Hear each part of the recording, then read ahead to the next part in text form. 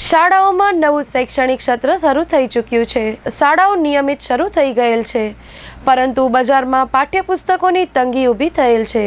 આ અંગે પાઠ્યપુસ્તકના વિક્રેતાએ ચંચળ ન્યૂઝ સાથે વાત કરતા જણાવેલ હતું કે પાઠ્યપુસ્તકો સમયસર મળતા નથી। જેટલા પાઠ્યપુસ્તકોની માંગ કરવામાં આવે છે તેના કરતાં ઘણા ઓછા પાઠ્યપુસ્તકો વેપારીઓને મળે છે। ચાલુ સાલમાં પણ સમયસર પૂરતા પાઠ્યપુસ્તકો ન મળવાથી પાઠ્યપુસ્તકોની તંગી સર્જાયેલી છે।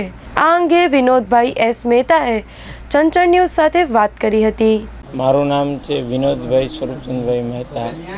હું વિદ્યાર્થી વસ્તુ ભંડાર નામની પેઢી લગભગ છેલ્લા 62 વર્ષથી અમારી ત્રીજી પેઢી આ સંભાળી રહી છે। વર્તમાન સમયમાં ગવર્મેન્ટ તરફથી પુષ્કળ રીતે અભ્યાસક્રમમાં અદલાવ બદલાવ થાય છે અને એક પણ વસ્તુ સમયસર આપતા નથી।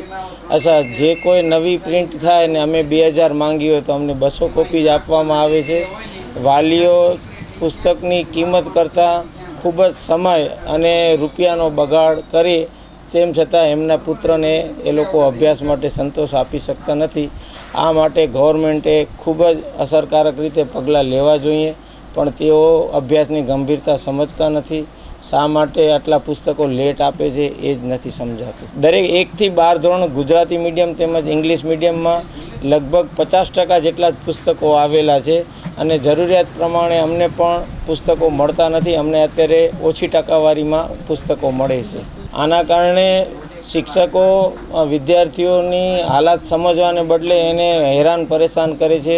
તો સર્વે શિક્ષક મિત્રોને અમારા આપણે એસોસિએશન તરફથી તેમજ સમસ્ત વેપારીઓ તરફથી નમ્ર અપીલ છે કે બજારમાં પુસ્તકો ઉપલબ્ધ નથી તો વિદ્યાર્થીઓને હેરાન ન કરે અને શક્ય એટલું ઝડપથી અમે આપવાનો પ્રયત્ન કરીએ છીએ। પુસ્તકો મળ્યા બાદ જ તમે એ ના લાવ્યા હોય તો એને કાંઈ પણ હેરાન પરેશાન કરો અથવા તો સજા આપો। બાકી આપે આ રીતે અત્યારે ક્લાસની બહાર ઊભા રાખવા અથવા તો કોઈ પણ વિદ્યાર્થી પાસે ન હોય તો પછી શિક્ષક મિત્રોએ સમજી અને યોગ્ય કરવું જોઈએ એવી મારી નમ્ર અપીલ છે।